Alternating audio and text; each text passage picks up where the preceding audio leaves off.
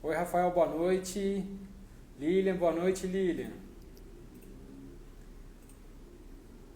Carol, sejam bem-vindas à live da Sobec. Muito bom, gente. Já chamou todo mundo, mandou nos grupos lá do hospital, do trabalho, da escola, da faculdade. Chama todo mundo para participar com a gente nessa live de hoje. Vai ter uma discussão muito legal, tá? Ó, a Grazi. Bem-vinda, Grazi. Ive. Leandro Lopes, seja bem-vindo, Vanessa. Oi, Rê, tudo bom, Rê? Ó, Renatão.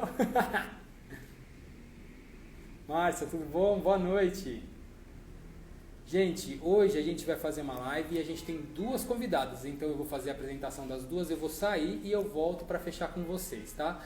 A gente hoje vai conversar, eu tenho uma colinha aqui para lembrar porque eu esqueço, né? Então a gente vai falar com a enfermeira Cassiane Santana Lemos, ela é doutora em ciência pela Escola de Enfermagem da USP e parceira da SOBEC e docente da Santa Casa de São Paulo. E ela vai bater um papo bem legal sobre monitoramento com Patrícia Scaramelli, que é enfermeira da gestão de risco do Hospital Sírio-Libanês e especialista em gestão e qualidade e segurança do paciente.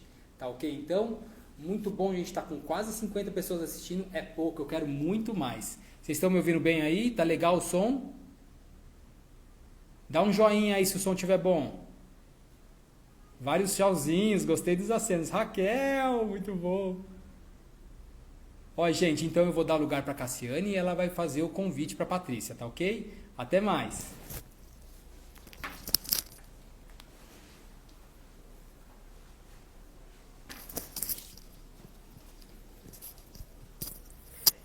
Oi, pessoal, boa noite. Obrigada aí pela participação. Ó, já tá subindo aqui, Rafa, 59 participantes. Oi, Denise, Graziela.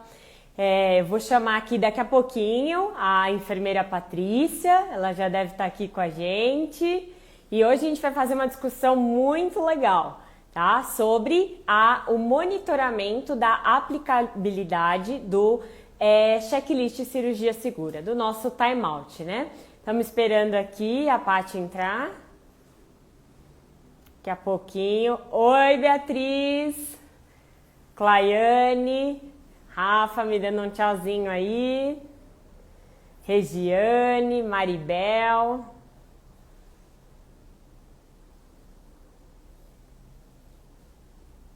Raquel. Oi, obrigada, Raquel.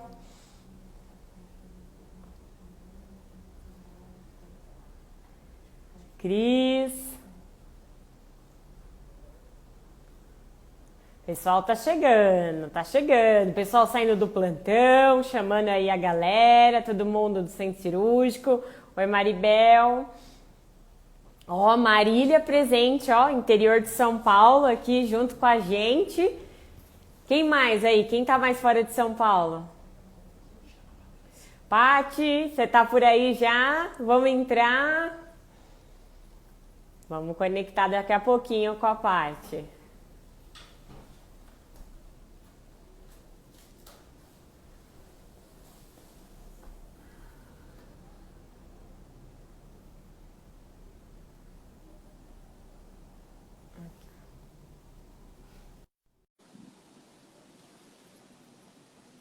Ó, Fortaleza, Angra dos Reis, Brasília.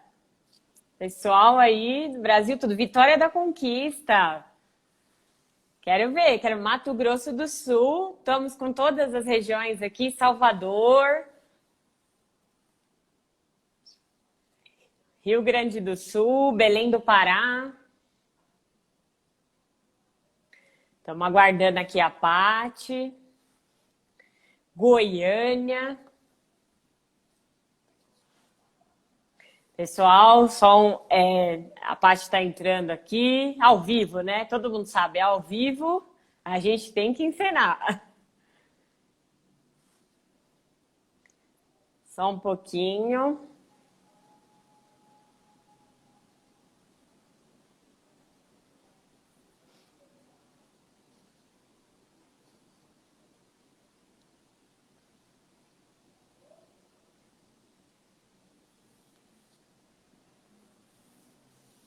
Ó, o pessoal de Roraima, Paraíba. Pati já tá entrando. Aê! Boa noite, Pati. Boa noite, tudo bem? Ah, tudo ótimo. Muito obrigada pela sua participação hoje aqui com a Sobec. É uma honra poder receber você. E eu posso chamar, eu já tô chamando, todo mundo deve estar assim, nossa, mas já tá chamando a convidada assim tão íntima de Pati, né? Mas a Pati já é minha conhecida, a gente trabalhou junto, uma enfermeira extremamente comprometida, séria, e eu me sinto muito feliz mesmo da gente ter esse reencontro aqui hoje, Pati, para falar de uma coisa tão legal, né? Que temos tanto em comum para discutir, para conhecer, para entender. E eu queria que você falasse rapidinho um pouquinho de você, Pati, como que você chegou aí no gerenciamento de risco, que o pessoal já ouviu um pouquinho, né, sobre a sua ação atual. Então, a gente queria ouvir um pouquinho da sua história, até chegar todo mundo aí. Claro. Eu que agradeço vocês, a Sobec, pelo convite, né? É muito especial estar participando de uma live com vocês. O áudio tá ok, gente? Sim, tá ótimo.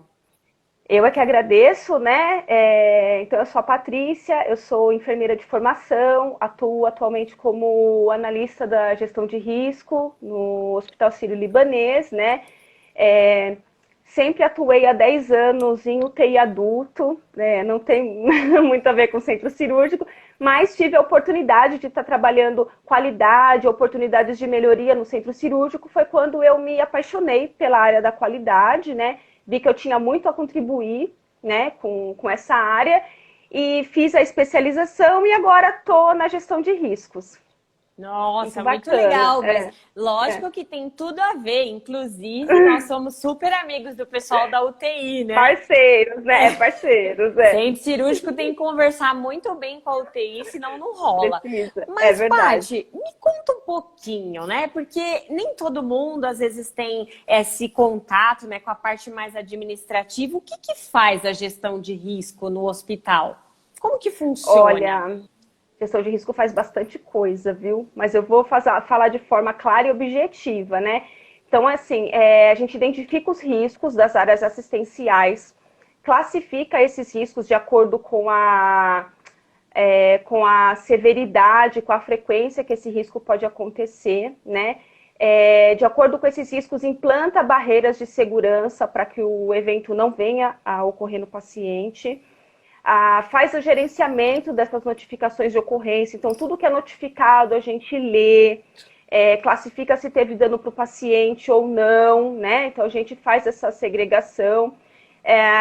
Depois da análise, né? Feita uma análise e a gente tenta buscar as oportunidades de melhoria e implantar planos de ação junto com a área assistencial. Então, a gente apoia para a área elaborar planos de ação para que o evento não aconteça. Entendi, Paty, mas assim, todo hospital precisa ter uma gerência de risco, um setor que monitore isso, porque às vezes o pessoal, a gente está com gente aqui do Brasil inteiro hoje, né, participando, e às vezes a pessoa não tem, né, esse setor na instituição. É obrigatório isso? Existe uma legislação que exige este setor? Existe um núcleo de segurança do paciente, né, uma RDC, que determina, né, que tem a gestão de risco, qualidade, só que não a gente sabe que o cenário ideal seria ter, né, Cassiane, um setor para poder fazer mitigar os riscos, né, e que a gente traga mais segurança para os pacientes, que a gente sabe que eventos adversos acontecem, né, faz parte da prática diária. E então, o ideal seria, porém, a gente sabe que muitas instituições não têm isso, né? Mas o ideal é que alguém consiga, se é um gestor, se é o setor de qualidade, que alguém consiga gerenciar essas notificações de ocorrência, minimamente para saber o que está acontecendo no hospital, né? Uhum. Para poder ter planos de ação. Entendi, mas aí você falou assim desses riscos. Quais são esses riscos? E tudo que acontece a gente pode chamar de evento adverso, porque já virou moda, né? Notificar evento adverso. Mas tudo é evento adverso? O que caracteriza um evento? Então, o evento adverso é todo incidente que atingiu o paciente e causou dano. Então, assim, nem tudo é um evento adverso. Às vezes foi uma circunstância de risco, alguma coisa que poderia ter causado dano ao paciente, mas não atingiu. O evento adverso é quando atinge o paciente e causa um dano. Existe uma ferramenta da OMS, né, que ajuda a direcionar qual foi o dano causado ao paciente, né? Entendi. Aí a gente faz um mapeamento, tem um mapa de risco? Como que funciona? Tem um mapa de risco, né? Isso falando de riscos proativos, antes de atingir o paciente. Existe sim mapa de risco, que a gente trabalha mais direcionado a aqueles aqueles riscos que são quase certos de acontecer com o paciente, ou se acontecer pode trazer uma severidade muito grande, né? Tem um risco maior de acontecer, então tem que ter barreiras efetivas para esses riscos. Agora, olhando no retrovisor, se o evento já aconteceu, atingiu o paciente, tem que fazer uma análise detalhada, verificar as oportunidades de melhoria, implantar os planos de ação para que não aconteça mais esse evento, né? Para a gente não ter uma recidiva desse evento. Então, tem que ter planos de ação eficazes.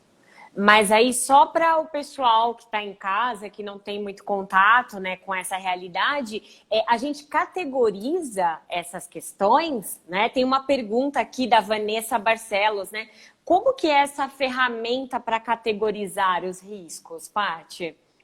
Tem os riscos, tem uma ferramenta chamada matriz de risco, né? Então, nessa ferramenta é detalhado todos os riscos, desde da admissão do paciente na unidade, a tudo que ele é submetido. Então, se ele é submetido a exames, se ele é submetido a um procedimento invasivo. E, então, cada unidade tem unidade que tem procedimentos de sondagem vesical de demora com mais frequência, outras não. Então, depende da unidade, é classificada a frequência e a severidade. E aí sim trabalha as barreiras de segurança. Pode ser que para uma unidade aquele risco seja mais frequente, então tem que ter uma barreira mais eficaz ali. Como pode ser que para outra unidade não aconteça com tanta frequência aquele tipo de risco. Mas sim, é mapeado. Existe a matriz de risco. Só caímos aqui, Paty. Já voltamos. Mas deu para ouvir, será? Sim, então mapeado de acordo com a característica de cada unidade, né? Sim. E a gente sabe que o paciente ele anda por diversos setores, mas assim, a menina dos nossos olhos é o centro cirúrgico. Então, como que acontece esse monitoramento, né? Como que a gente checa essas questões dos eventos, né? E os eventos associados ao checklist. Como que funciona isso, Paty? Conta um pouquinho pra gente. Sim. Então, assim, para a gente fazer um monitoramento do checklist, que é o nosso assunto principal dessa noite, né? Checklist é uma ferramenta muito importante, é uma barreira de segurança do centro cirúrgico importantíssima para evitar evento adverso. Tem muitas coisas que a gente consegue barrar para que o evento não aconteça através dessa ferramenta do checklist. Então, desde quando o médico realiza o agendamento, a solicitação do equipamento, tudo isso já é uma barreira de segurança que a gente já tem que prestar atenção ali, né? O monitoramento, o que eu costumo aconselhar? Ele tem que ter uma periodicidade. Então, assim, com que frequência, se vai ser mensal, se vai ser semanal, com que frequência que eu vou fazer esse monitoramento? Não dá para a gente verificar 100% das cirurgias para poder estar fazendo esse monitoramento. Então, o aconselhável é fazer uma amostra. Então, eu pego uma amostragem e faço esse monitoramento. Se está sendo preenchido adequadamente, no tempo correto, se todos os membros da equipe estão participando, né? O que a gente precisa de ferramenta para auxiliar a gente nesse monitoramento? Uma lista de verificação é o ideal. Então, eu posso pegar um formulário, ir lá e preencher. Posso usar a tecnologia, um Google Forms, né? Para ajudar a preencher. E depois, nesses dados, é muito bom eu fazer uma análise desses dados. Entendi. Né? Mas aí, quando eu capto essas informações, o que é melhor? Eu ir em loco, ali, acompanhar o que está acontecendo? Ou eu checo isso por meio de sistemas? Né? O que a sua experiência diz sobre essa questão? Né? Como eu coleto essas informações para monitorar? Sistema é um facilitador, né? vem para ajudar, a tecnologia vem mesmo para ajudar na área da saúde, porém, o checklist cirúrgico é uma ferramenta que é executado por pessoas. E por pessoas, a adesão maior é quando a gente vai em loco. Por quê? Porque a gente está próximo, vendo a dificuldade da equipe, ouvindo as sugestões, né? Então, é o mais adequado estar indo em loco para realizar esse monitoramento. Em loco, entendo. Em loco. Mas, Paty, por exemplo, eu trabalho numa instituição, né? Alguns colegas não têm um enfermeiro no hospital que possa fazer, né, esse monitoramento em loco lá da equipe da gerência de risco. O que você pensa que seria interessante para o enfermeiro assistencial que está ali na frente, que conhece a equipe, como que ele poderia fazer o acompanhamento, né, dessas informações? Então, primeiramente, não precisa ser uma pessoa da gestão de risco para estar fazendo isso. Pode sim ser um enfermeiro assistencial, com toda certeza. Ele vai ter também um olhar crítico sobre isso, afinal ele faz isso todos os dias, né? Mas o importante, então, é ter a cultura de segurança bem estabelecida na equipe, né? Eles saberem, assim, que monitoramento é diferente de uma auditoria, né? Que eu vou lá, a auditoria está conforme ou não conforme, e pronto. O monitoramento, ele é educativo.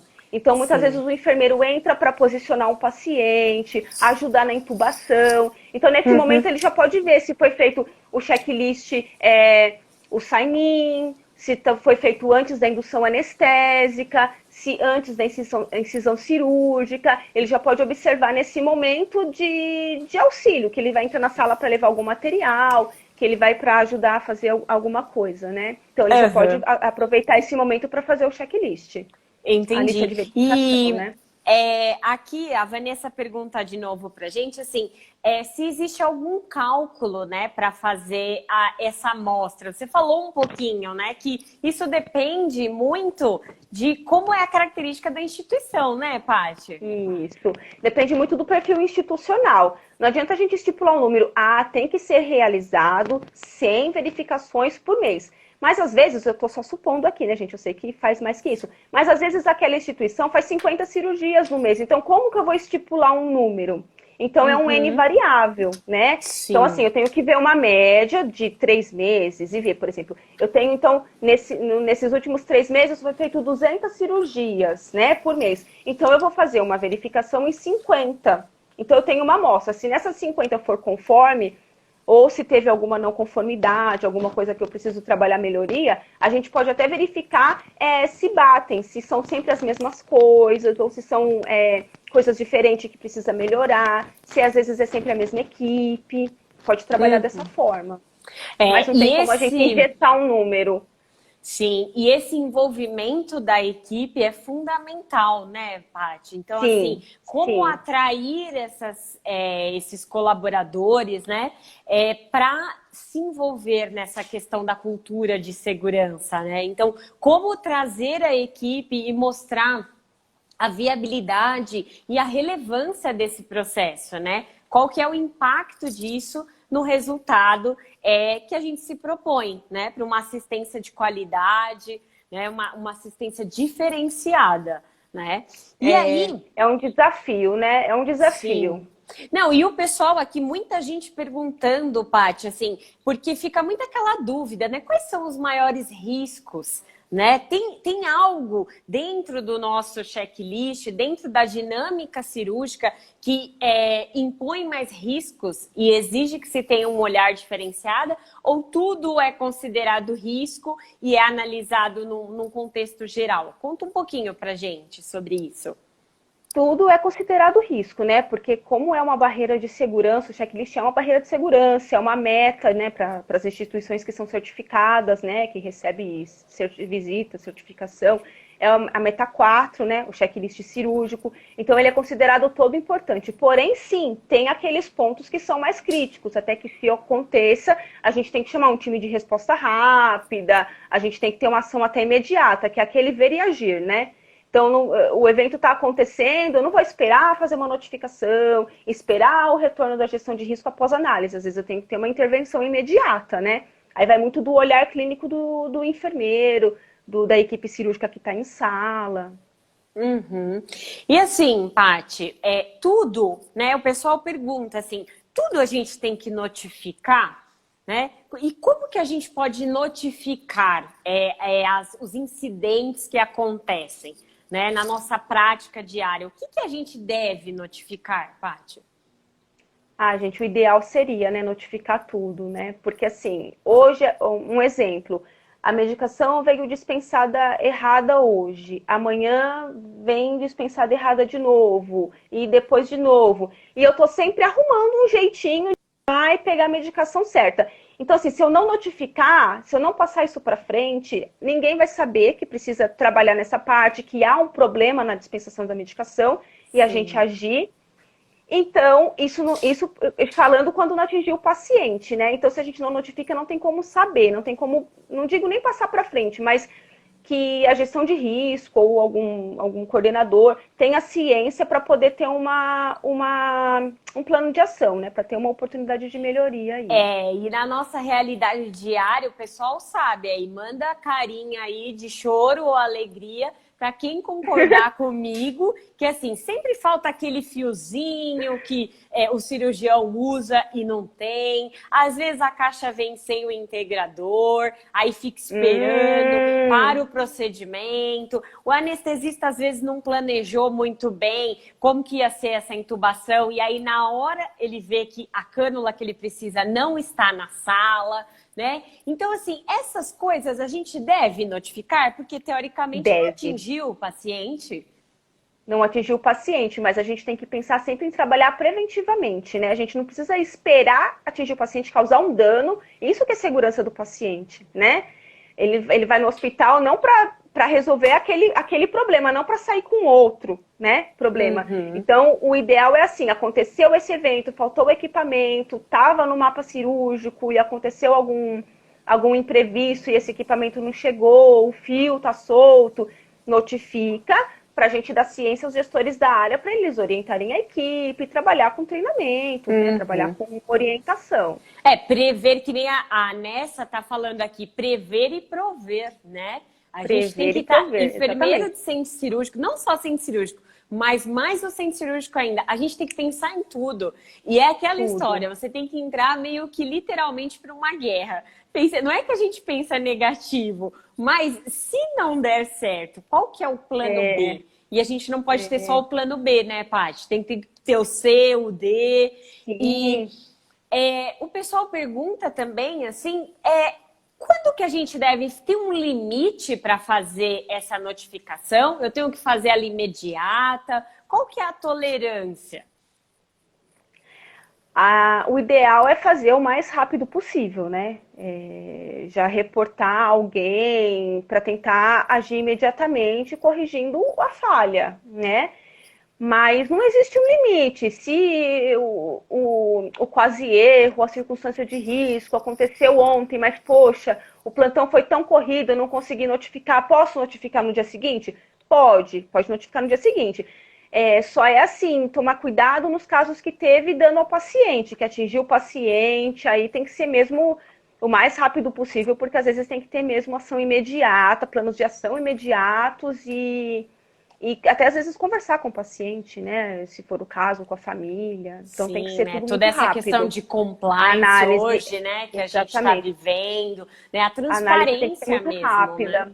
Sim, com certeza. E, Paty, essa questão de quanto é importante a gente ver que o quase erro é um problema, né? Porque é só em cima disso que a gente consegue pensar no que precisa melhorar. Porque se a gente não refletir sobre a prática diária, a gente não vai conseguir transformar algumas coisas que às vezes se repete, vai passando e fica por isso mesmo, né? Então é o tempo todo prevenindo para que a gente não chegue nessa condição, né?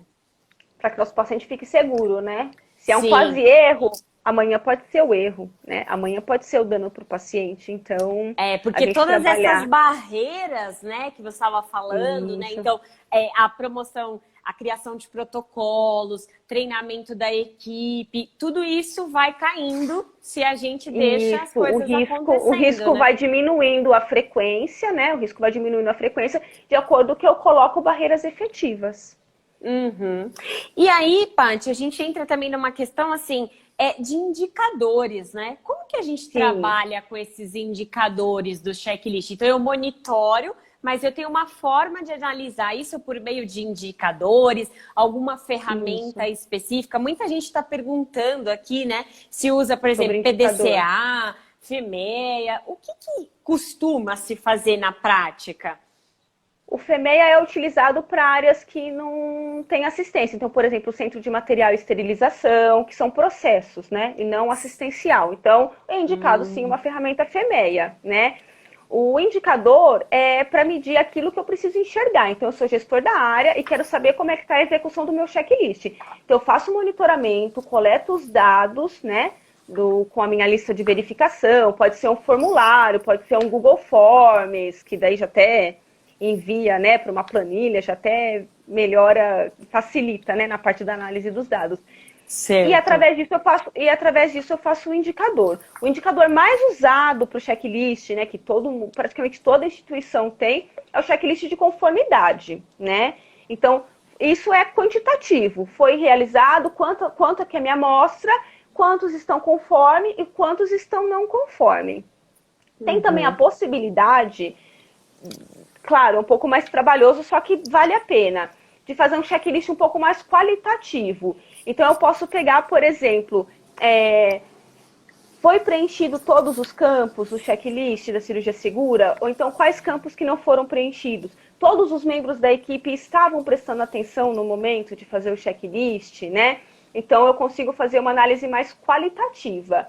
Ou também, eu posso separar as fases do checklist. Então, por exemplo, são 3 fases, né? Da entrada do paciente, antes da incisão cirúrgica e antes da saída do paciente. Eu posso fazer um indicador para cada fase. E aí, fazendo um indicador para cada fase, eu consigo separadamente saber onde acende a minha luz, né? Onde acende o meu sinal de alerta. Poxa, então aqui no timeout não estão preenchendo adequadamente, está tendo muito não conforme. Eu consigo trabalhar focado, né? No problema. Até a Ana fala sobre que a adesão da equipe constitui um dos principais desafios, né? Porque é aquele trabalho constante, contínuo, que nem mãe, né? Todo dia. Coloca a blusa, pega o guarda-chuva. Por isso que o monitoramento em loco é o mais indicado, né, nesse caso, porque são pessoas que estão executando, né? Sim. E, Paty, tem algum momento que seja mais crítico dessas 3 etapas? O que tem se mostrado, né, aí na literatura como a maior dificuldade de adesão? Aonde que a gente precisa ter um olhar ainda para algo que talvez não esteja acontecendo como foi proposto lá atrás pela OMS? A literatura, né, e os monitoramentos em diversos hospitais traz que a saída do paciente, né? Então, no sign-out, antes da saída do paciente, é a fase mais crítica, né? E uma fase extremamente importante. Sim. Que é ali que eu vou fazer a conferência dos materiais cirúrgicos, dos instrumentais, de gases, compressas, né? É ali que eu vou verificar o material que eu vou enviar para anatomia patológica, para que unidade que esse paciente vai ser transportado. Então, muitas vezes, ou não está toda a equipe lá em sala, ou ficou só um instrumentador, e a gente não consegue fazer isso efetivo, né? Não tem tanta vericidade na informação, né? Então, acaba, às vezes, passando uma informação e outra, é onde provavelmente pode vir um erro, um evento, uma identificação errada de uma peça, né, que vai para anatomia patológica. Um encaminhamento para um local inadequado, né? Inadequado. A falta de provisão, né, de previsão, na verdade, que aquele paciente pode descompensar, de repente ele precisa de uma unidade crítica, ou às vezes até um torpedo de oxigênio, que é uma coisa tão simples, e não houve um planejamento pensando como que ele iria para a recuperação anestésica, por exemplo, né? Se vai precisar de monitoramento, se realmente só o circulante e o anestesista vai transportar, se precisa de mais gente. Então, essa saída, ela é complexa, né? Porque também é uma coisa que entra muito em xeque com o pessoal que trabalha em centro cirúrgico, porque todo mundo espera o grande show, que é o início da cirurgia. E parece que no final, acabou o show. Não, mas o show, para que esse show finalize, né, com o grande finale, com toda a qualidade, a gente precisa ter aí uma reversão cirúrgica, uma reversão anestésica, né, adequada, a conferência de todos os equipamentos, né, de uma maneira que a gente possa garantir até o final a segurança desse paciente, né? E todo mundo, o pessoal aqui está falando que nas suas instituições de trabalho é o momento mais crítico. Isso acende uma luz, Paty, de verdade, que talvez... acho que é um dos maiores desafios. É aí que a gente tem que começar a pesquisar, então, mais. Aí, ó, pessoal, já dando dica, hein, de trabalho. Então, assim, esse momento final... Dá um belo artigo, dá um belo artigo. Com certeza. Por que esse monitoramento final, há tanta resistência? Né? Se a gente sabe que muitas complicações, os estudos mostram que muitas complicações, elas acontecem ali já nesse pós-operatório imediato, porque o paciente ainda dentro de sala... Um exemplo, a cirurgia foi um sucesso, às vezes a cirurgia é uma cirurgia de grande porte, complexa, cirurgia demorada, né, de longas horas, a equipe está cansada, mas a cirurgia foi um sucesso, o paciente ficou estável, aí depois ele vai para uma unidade crítica, aí vai ver, tem uma gase, uma retenção de um corpo estranho. Aí ele tem que voltar de novo para o centro cirúrgico para fazer a retirada desse corpo estranho. Então, todas as fases são importantes. Não, e assim, Paty, retrabalho, aumento dos custos, né? Aumento de infecção do paciente. Aumento de infecção, aumento do tempo de recuperação pós-operatória, né? E o principal... Tempo de internação. A insatisfação, né? Porque a gente precisa colocar a percepção do paciente, a experiência do paciente como o grande show, né? O essencial. E muitas vezes isso é o que é menos mensurado. Então, o quanto isso influencia, né? Todas essas questões e muda totalmente os desfechos, né? A gente tem pacientes insatisfeitos, né? Às vezes, uma coisa que foi feita para melhorar a qualidade de vida, ela piora, né? A Giovana, a nossa presidente aqui da Sobec, falando, né, da importância da cultura de segurança, uma atitude que pode salvar vidas. Verdade, Gi? Obrigada. Com certeza. Né? E aí, Paty, a Vanessa perguntou aqui pra gente, né, diante desses eventos graves, que nem você falou, às vezes uma retenção de uma gase, um instrumental, como que é feita essa análise investigativa depois, né, nesses eventos que às vezes a gente pode chamar até evento sentinela, né? Que o pessoal classifica.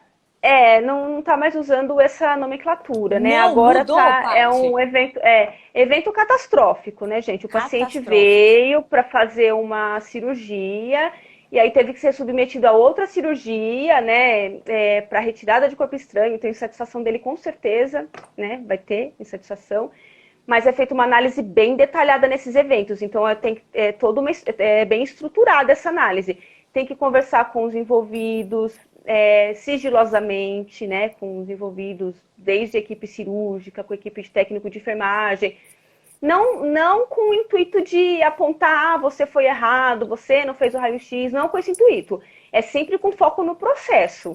Sim. Então, assim... Se não fez, por que não fez? Será que estava de fácil acesso? Será que estava difícil de solicitar? Sempre com foco no processo e buscando ali oportunidade de melhoria, tá? Nada fazer o caminho inverso, né, Paty? Isso, olhar no retrovisor. Olhar no retrovisor e falar, poxa, onde foi que teve o erro para a gente não acontecer de novo a recidiva, né, em um outro paciente. Mas é feita uma análise... Sem procurar culpados, né, Paty? Sem procurar culpados, isso. É justamente isso que a cultura de segurança, o clima de segurança, né, se caracteriza. Não, eu não quero saber quem gerou aquele dano, mas qual foi o processo que falhou, né? Qual foi a barreira que caiu e isso é um desafio, né? Porque ainda se tem muito aquela concepção, quem errou, para encontrar um culpado, para justificar. E até mesmo a própria pessoa, às vezes não é porque ela errou, mas a própria pessoa fica se culpando, fica, né, remoendo aquele assunto. Tem pessoas que perdem o sono, que ficam desestabilizadas, né? Quando estão diretamente envolvidas num evento. Com certeza. E aí a gente também discute, né, querendo ou não, como todos os temas estão ligados, essa questão da saúde mental, né, dos profissionais, porque já é uma pressão tão grande para se produzir e a gente mesmo se cobra em querer fazer o melhor, mas às vezes alguma coisa no processo tá fragilizada, né? E o quanto a gente precisa... né?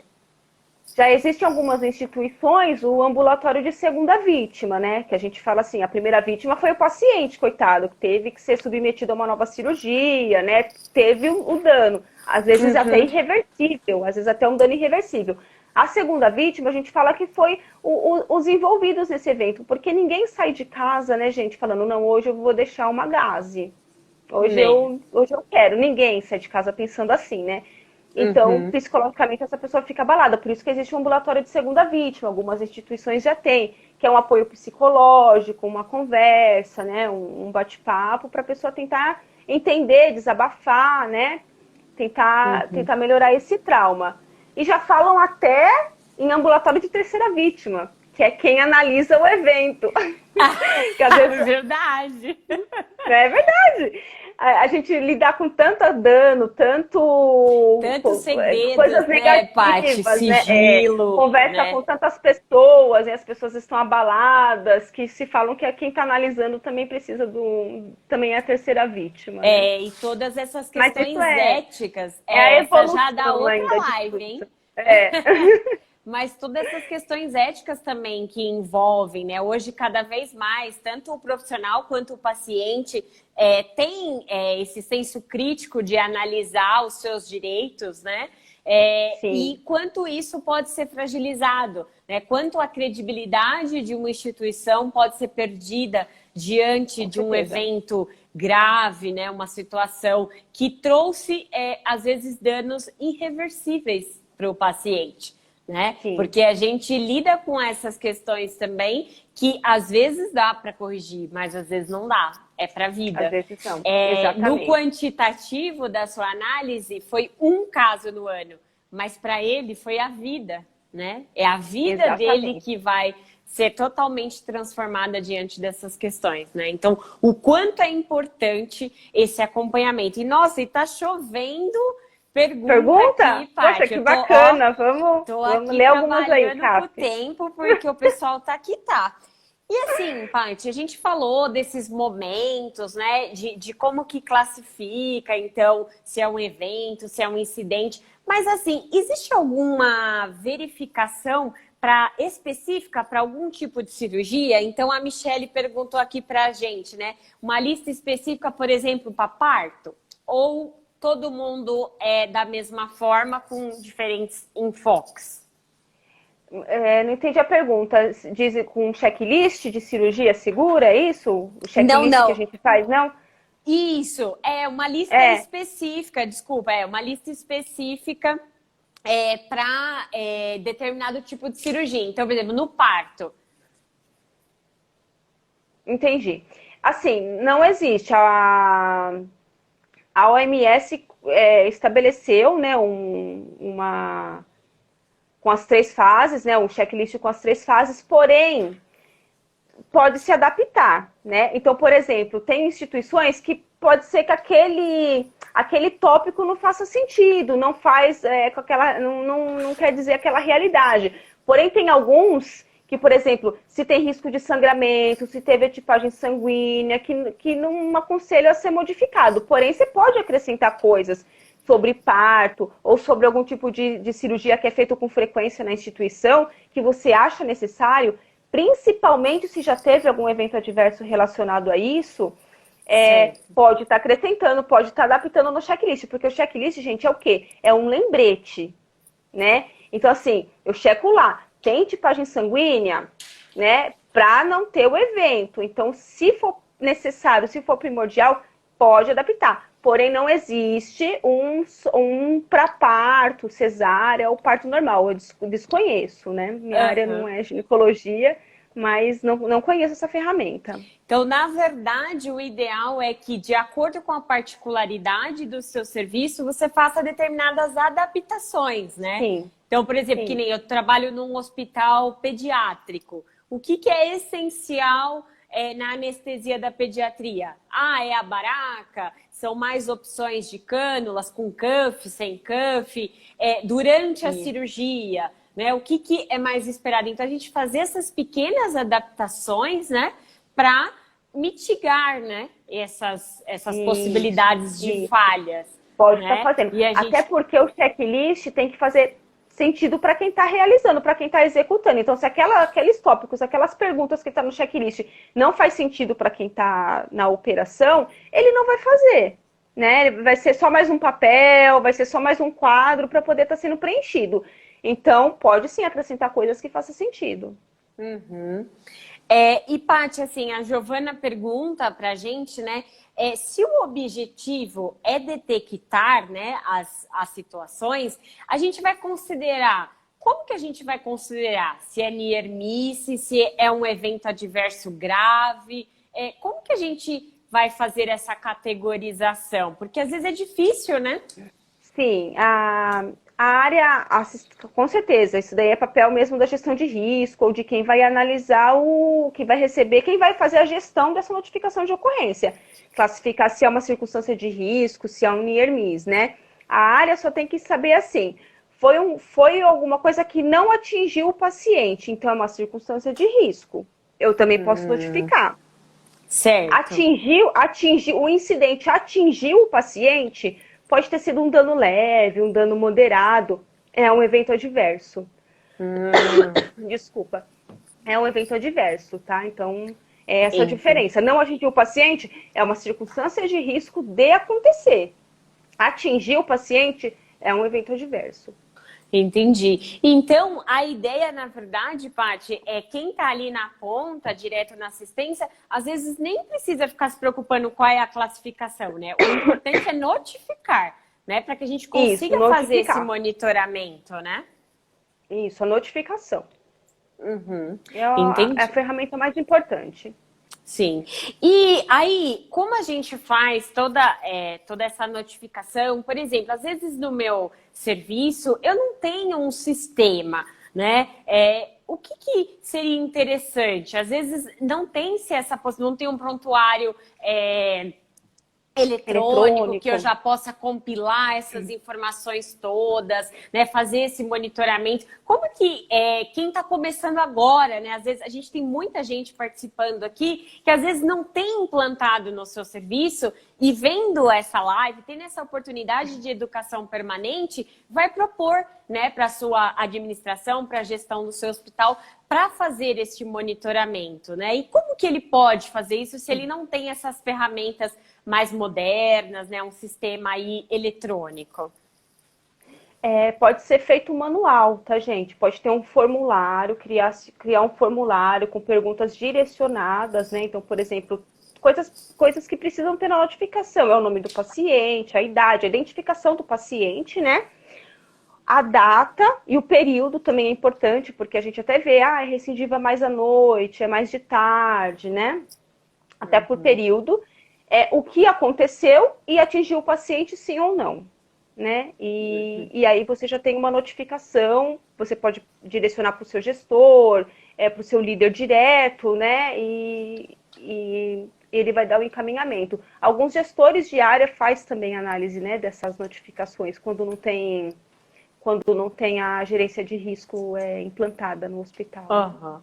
E a importância também do envolvimento desse pessoal. Eu refriso muito isso, da importância de quem está na ponta, de quem executa todo dia isso, de entender o processo, né, Paty? Porque às vezes também o enfermeiro, a equipe em si, tem dificuldade de implementar algumas ações porque o pedido, a solicitação vem de cima para baixo, né? E o colaborador que está atuando ali, ele não entende a relevância, né? Qual que é o impacto macro dessas informações, desse acompanhamento, né? Então, assim, hoje a etapa do timeout não foi feita completa. Amanhã foi o sign-out. E assim vai, né? Aquela coisa... Virando uma bola de neve até que tenha um evento. Sim, né? E também a gente se depara que, assim, o processo está implementado, mas fragilizado, né? Ele não consegue ter uma adesão 100%, porque... eu acredito, né, que o pessoal aqui, quem concordar comigo, manda um joinha aí, que a ideia é 100%, né, Paty? A gente tem que fazer 100%. A meta ideal é 100%, né, gente? Das 3 etapas, né, das 3 fases. É instituir mesmo a cultura de segurança. Isso é um desafio muito grande, né? Por isso que tem que estar sempre monitorando perto, em loco, para ver a dificuldade da equipe. Não adianta ficar sentada numa sala, pegando os dados e fazendo análise. E outra coisa, as inconsistências que forem encontrando, as dificuldades que a gente vai vendo nesse monitoramento, e o resultado, muitas vezes, do indicador, é primordial dar essa devolutiva para a equipe. Então, a equipe talvez não preenche, mas ele acha que está tudo bem com o indicador, está tudo bem com o processo. Às vezes ele não tem essa devolutiva, ele não sabe, não tem consciência de como que está o setor dele, né? O que ele está precisando melhorar. Então, é fundamental dar essa devolutiva. A equipe assistencial também tem que saber o perfil de como está caracterizado o setor. Não, e assim, Paty, isso nos dá uma ideia que é um ciclo, né? Então, aplica, avalia, implementa, reavalia. Isso nunca acaba. Isso né? não tem fim, não tem fim. E tudo isso forma os pilares, né, da cultura de segurança. Porque quando a gente fala, parece que é uma coisa tão teórica, né? De quem fica lá estudando, lendo artigo. Mas não é. É o que está com a gente todo dia. A galera toda envolvida, ter esse clima, né? Acreditar que isso é importante, lutar para que a aplicabilidade seja 100% e ter também essa devolutiva do monitoramento. Porque muitos estudos apontam que o que fragiliza os profissionais não notificarem é justamente a ausência da devolutiva, né? A ausência da devolutiva, exatamente. E aí falam, poxa, mas eu fiz a notificação, mas não sei que melhoria foi feita, não tive a devolutiva do que foi analisado, né?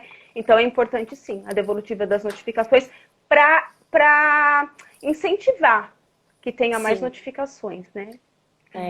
E aí, Paty, a gente tem uma pergunta aqui, a gente pode ficar falando aqui o tempo todo, né? Mas nosso tempo tá assim, ó, em cima. Tá apertado. Nossa, e não para de chegar coisa aqui. E a gente tem uma pergunta, né? Falando, por exemplo, numa situação, falta uma gase, equipe médica sutura, e aí é uma situação, né? O técnico de enfermagem chama a radioscopia para encontrar.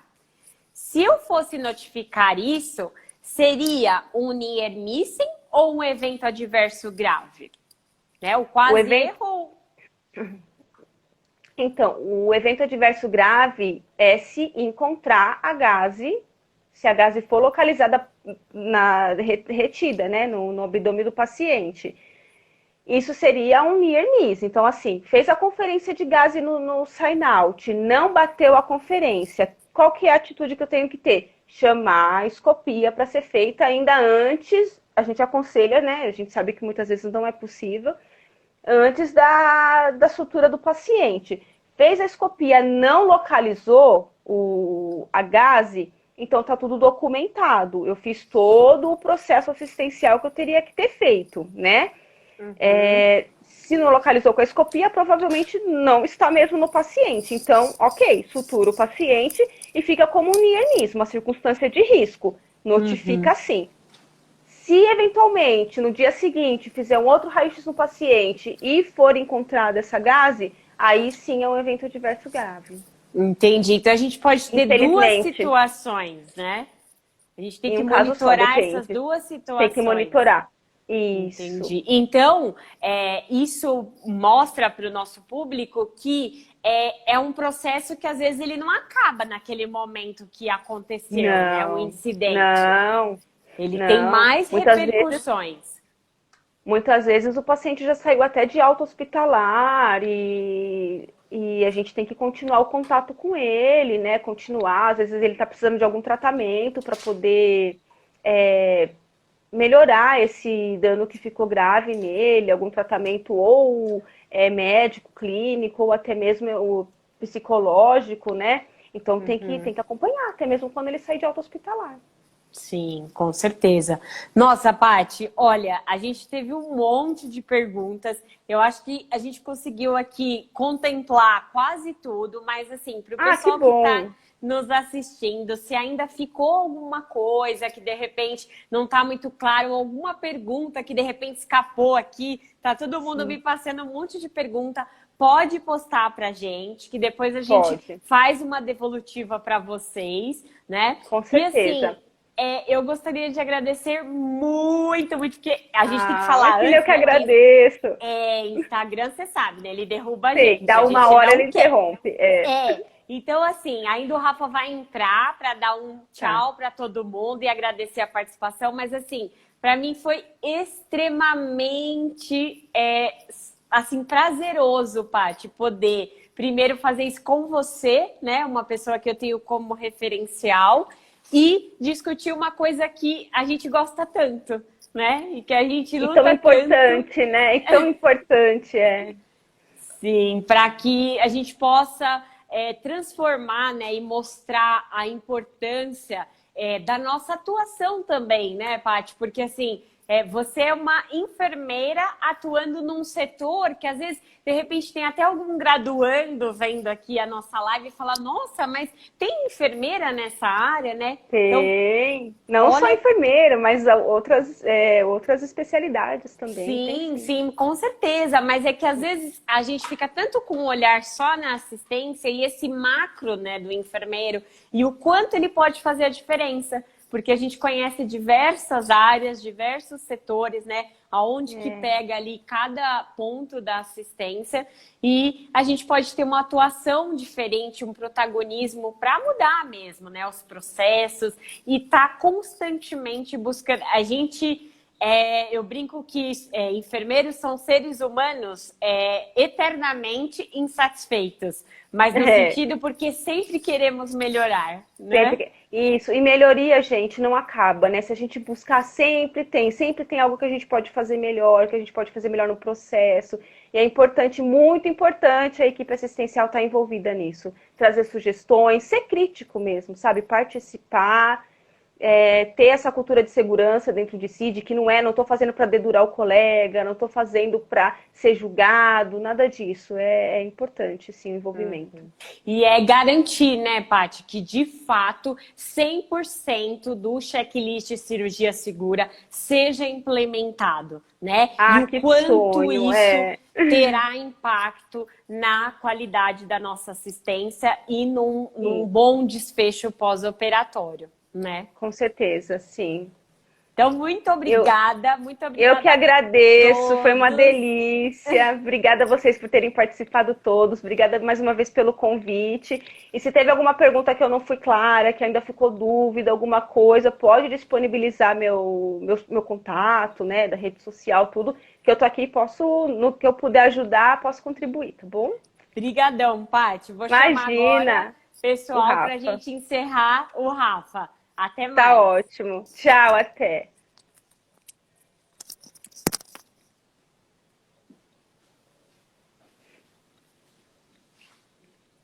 Oi, pessoal, boa noite.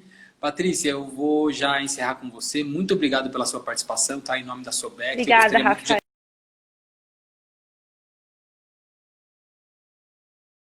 ir junto com essa discussão.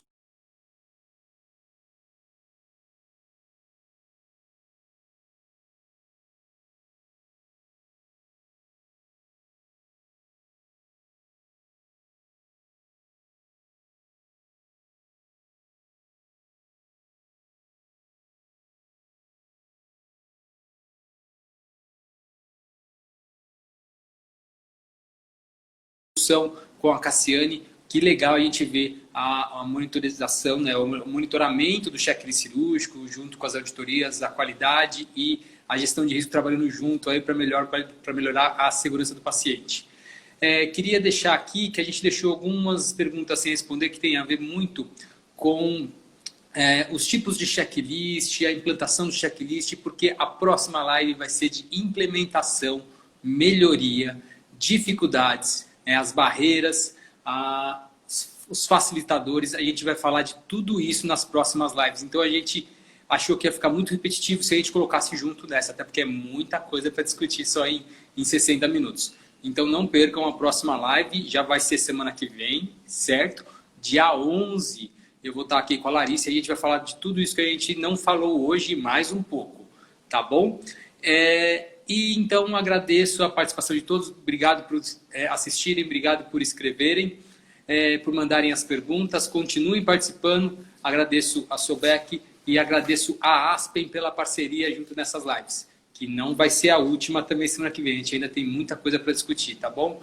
Obrigado, uma boa noite a todos, tchau, tchau.